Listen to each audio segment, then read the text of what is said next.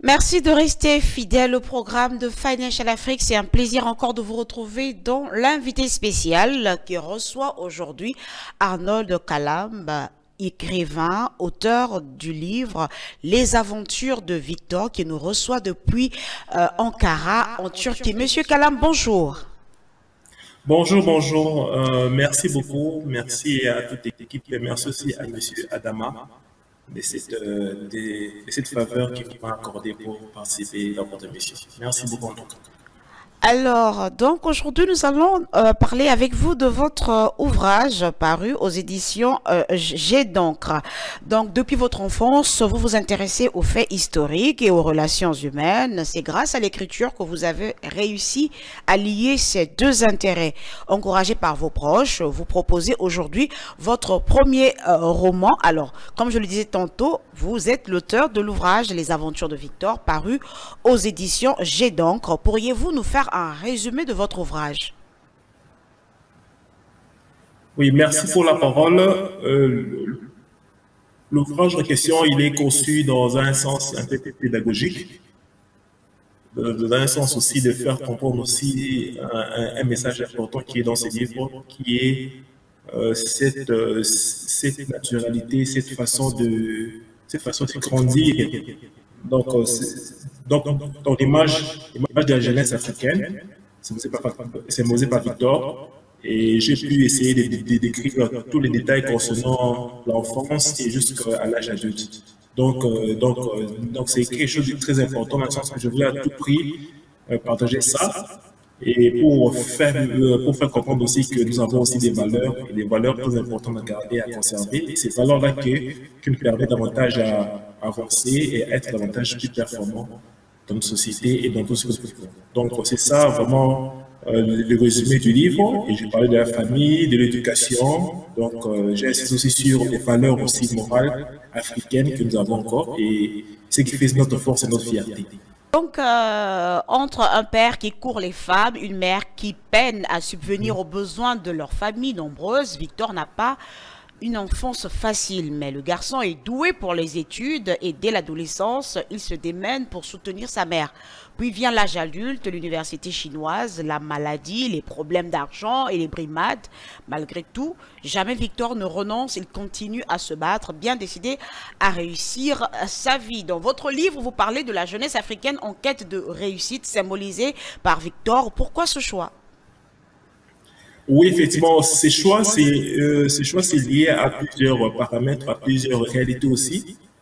Je parle aussi à beaucoup de jeunes et j'essaie de voir, de résumer toutes leurs doléances et j'ai compris que c'était très important et nécessaire de parler de ça. Et de parler de ce sujet-là et en principe symboliser ça sous forme d'un personnage qui est Victor. Donc, montrer vraiment cette vraie réalité de la difficulté des jeunesses africaines qui sont un peu abandonnées, s'ils sont presque seuls au niveau de la diaspora. Jeunesse africaine qui se sent un peu seule, abandonnée par qui? Oui, abandonnés, normalement, concernant, je pense que d'abord le pays d'origine. Le pays d'origine aussi comme j'ai l'impression comme s'ils sont tendance comme si les jeunes arrivent là-bas, ils peuvent faire tout seuls. Il n'y a pas des autorités de l'ambassade qui peuvent vous soutenir dans ce sens-là. Oh non, nous sommes seuls, nous sommes abandonnés.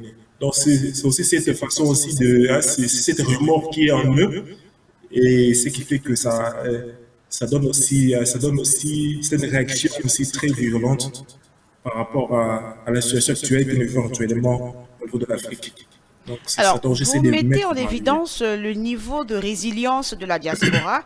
Quel est le message central que vous souhaitez véhiculer à travers votre récit? Oui, le message central, c'est d'abord la diaspora, c'est la sève élaborée du continent. Beaucoup de gens ne comprennent pas. Dernièrement, j'ai vu le rapport de la Banque africaine de développement. Ils se sont rendus compte que Western Union, ils envoient dans la diaspora, envoyaient une grande partie des milliards qui descendent en Afrique.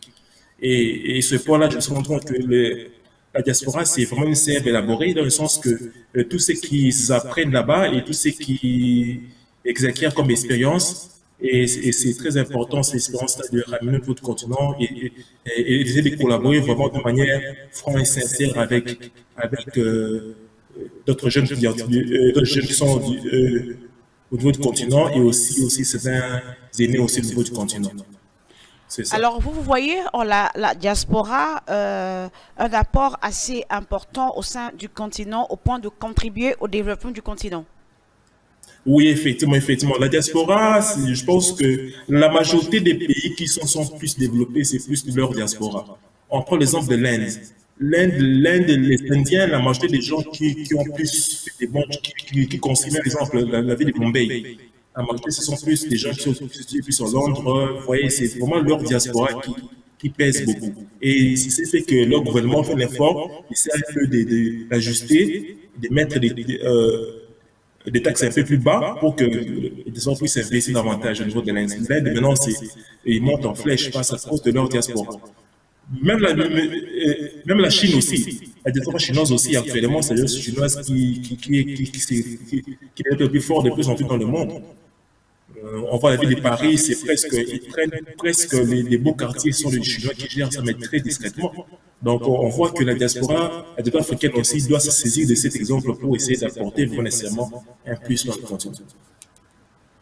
Oui, c'est vrai que ce que vous dites n'est pas du tout faux parce qu'il y a même un papier sur Financial Afrique où on a parlé de l'apport de la diaspora en 2022 qui a atteint les 100 milliards de dollars en 2022, soit le cinquième du volume du transfert de la diaspora mondiale. Et donc, des données qui ont été communiquées en marge du colloque Diaspora et développement des territoires, opportunités croisées tenu le 28 avril 2023 à Paris. Alors, revenons à votre ouvrage. En prônant le niveau de résilience de la diaspora, n'est-ce pas là une manière de faire l'apologie de l'immigration, surtout qu'on sait que la jeunesse africaine est gangrénée par l'immigration clandestine? Oui, c'est pas question de faire l'apologie de l'immigration. Le problème de l'immigration, je pense qu'il y a un problème de fond. Le problème il commence d'abord au niveau de la racine.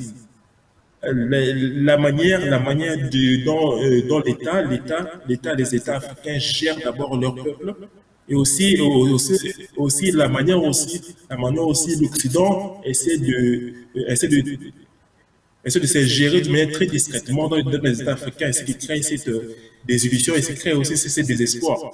Je pense que si nos États géraient très bien leur pays, avec tous les ressources que nous avons, les ressources minières, les ressources humaines aussi, même les ressources aussi, même des capitaux, on se rend compte que la majorité des capitaux qui sont en Afrique, ça va vers du côté Europe. Ouais, c'est quelque chose qu'on peut voir, comment est-ce qu'on peut voir, bon, les gouvernements et les chefs d'État peuvent voir comment est-ce qu'ils peuvent canaliser ça. Parce qu'on se rend compte que la majorité des gros capitaux qui sont en Afrique, mais qui vont plus au niveau de l'Europe et qui sont dans leur banque européenne. Donc, c'est aussi, ça fait triste, mais ça fait un peu bizarre. Monsieur Kalam, je rappelle que vous êtes l'auteur du livre Les aventures de Victor, où vous mettez en évidence le niveau de résilience de la diaspora face aux différentes difficultés auxquelles elles sont confrontées dans ces différents pays où ils décident d'émigrer. Alors, pour finir avec vous, avec votre expérience, quelles sont selon vous les difficultés que la diaspora rencontre dans les pays où ils immigrent? Oui, les difficultés d'abord, c'est d'abord l'administration. Donc, l'administration européenne, bon, c'est vrai que ils ont leur propre loi, c'est vrai, mais ils sont quand même un peu lourds côté des diasporas africaines. Je pense que c'est une juste question de coopération. Donc, il n'y a pas tellement une bonne coopération de manière gagnant-gagnant dans les pays africains et aussi les pays européens. Et aussi notre souci aussi là-bas que les Africains rencontrent souvent, c'est manque de dialogue avec les ambassadeurs. Donc c'est comme s'il y a une classe qui essaie un peu de les frustrer pour qu'ils puissent peut-être parler et trouver des solutions facilement avec les autorités qui sont sur place là-bas dans des pays, par exemple les ambassades des pays européens, les ambassades africaines bien sûr. C'est ça aussi. Et aussi le troisième point aussi, question de communication. Donc il n'y a pas une très bonne communication aussi. D'abord, dans le milieu autour, d'abord, c'est vrai la langue, l'édifice, c'est vrai, mais les Africains sont très forts. C'est pas, j'ai dit que la diaspora, c'est une sève là-bas parce que les Africains, ils s'adaptent très facilement. Ils sont très bons. Dans les universités, je reçois beaucoup de rapports. Donc, ce sont plus les Africains qui font beaucoup de très bonnes notes au niveau de l'université. N'importe quelle université européenne, les Africains font des très bonnes notes, que ce soit Cambridge, les universités, même les prestigieuses universités, les Africains font des très bonnes notes, en tout cas. Et à partir de là, on peut voir comment est-ce qu'on peut le canaliser de manière très positive. Donc, c'est juste ça, c'est ce qui manque peut-être à nous, à nos dirigeants, bien sûr. Alors, vous prenez le niveau de résilience de la diaspora, mais l'Africain, l'homme noir est toujours vu comme le paresseux, celui qui fournit peu d'efforts. Alors, est-ce que c'est pas paradoxal à ce que vous nous récitez dans votre ouvrage? Non, non, ça, c'est pas paradoxal en question. Donc, c'est une réalité. Il y a beaucoup d'informations que les grands médias nous cachent en principe. Ils sont conscients de nous, ils sont très conscients.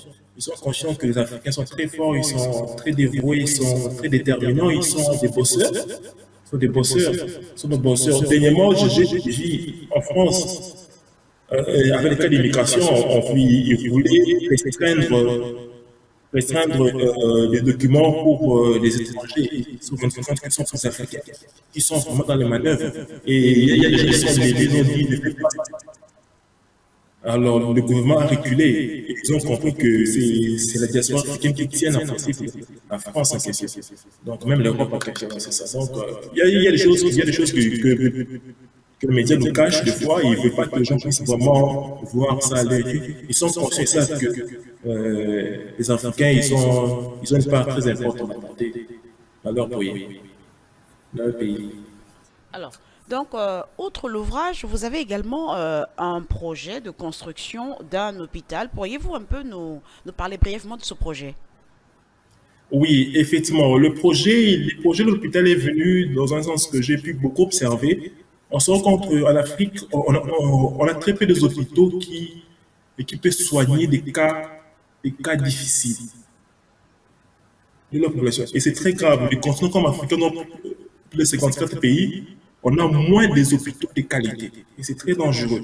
Et là, ce que je reviens aussi à ce que je vais dire, c'est que c'est dans les flux de capitaux. C'est-à-dire que dans la majorité des hôpitaux qui sont construits en Europe ici, c'est eux qui prennent le plus le marché des malades africains.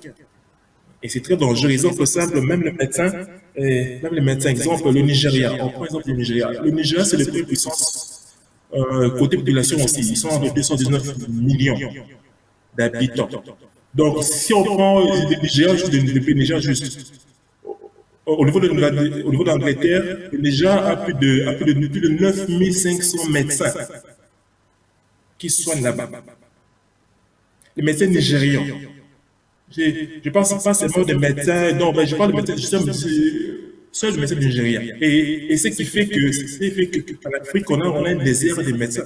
Donc l'hôpital sera construit dans un sens là pour essayer un peu de rapatrier certaines très bonnes têtes au niveau de l'Occident. Donc, ça sera construit dans un espace de 9600 mètres carrés au niveau de Kinshasa. Pourquoi Kinshasa? Parce que c'est la deuxième grande ville. Dans la deuxième grande ville de côté population, après Lagos. Donc, vous voyez que c'est un plan bien réfléchi.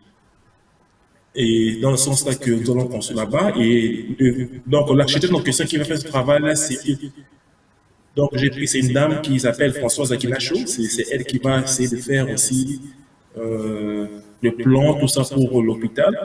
Et tout ça dans le sens de valoriser nos cerveaux africains. Parce que nous avons des très bons cerveaux, des très bonnes personnes qui peuvent faire de bons travail. Au lieu de donner le marché aux Indiens, aux Chinois, on peut facilement faire confiance à nos propres frères, aussi donner le marché, puis faire aussi des très bons bâtiments. Donc le coût total... Le choix porté sur la ville de Kinshasa n'est pas fortuit parce que vous êtes originaire de la République démocratique du Congo.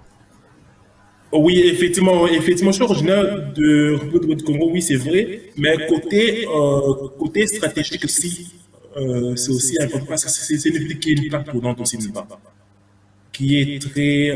donc la population est presque de 17 millions, un peu, donc c'est une grande métropole. Et aussi, c'est aussi la capitale aussi de beaucoup de gens. C'est une ville qui attire beaucoup de gens à la fois. Donc, c'est un plan mieux, très bien réfléchi dans le sens là. Donc, le coût mental total sera entre de 2,8 millions d'euros. Donc, le coût total, donc, selon l'architecte qui m'a donné les données, tout ça. Donc, c'est vraiment quelque chose qu'on puisse donner une image très forte de l'Afrique aussi. Que c'est une solution qu'on puisse trouver un peu seul. Qu'on dépense beaucoup d'argent au niveau de l'Europe, tout ça, de billets, de visas, de dormir, l'hôpital, voir un peu tout ce coup-là, ce sont des pays-là qui bénéficient plus que les pays africains. Donc, c'est vraiment ce qui m'a motivé autour. Et vous souhaitez également, à travers les recettes générées dans la vente de votre livre, les injecter dans ce projet de construction de l'hôpital dont vous venez de parler. Oui, oui, effectivement, c'est ça même l'objectif principal de la question.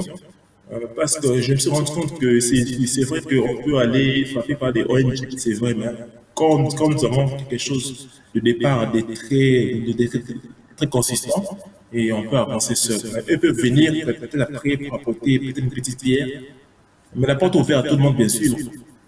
Mais je préfère d'abord à travers la recette de ces livres pour qu'on puisse davantage le canaliser vers la construction de l'hôpital, bien sûr.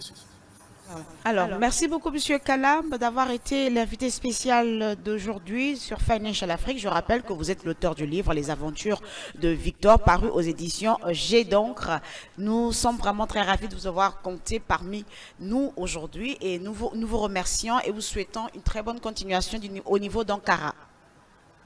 Merci beaucoup et merci beaucoup à toute l'équipe aussi. Un sincère merci à M. Adama, qui n'a pas hésité tout prix, il n'a pas hésité, il a vu, il a compris rapidement. Un sincère merci, on a besoin de gens comme ça beaucoup pour que l'Afrique puisse avoir une autre image quand même très positive.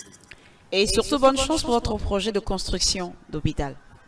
Merci beaucoup, merci beaucoup. Merci à vous aussi. Voilà, merci également à vous d'avoir été des nôtres. C'est tout pour invité spécial d'aujourd'hui.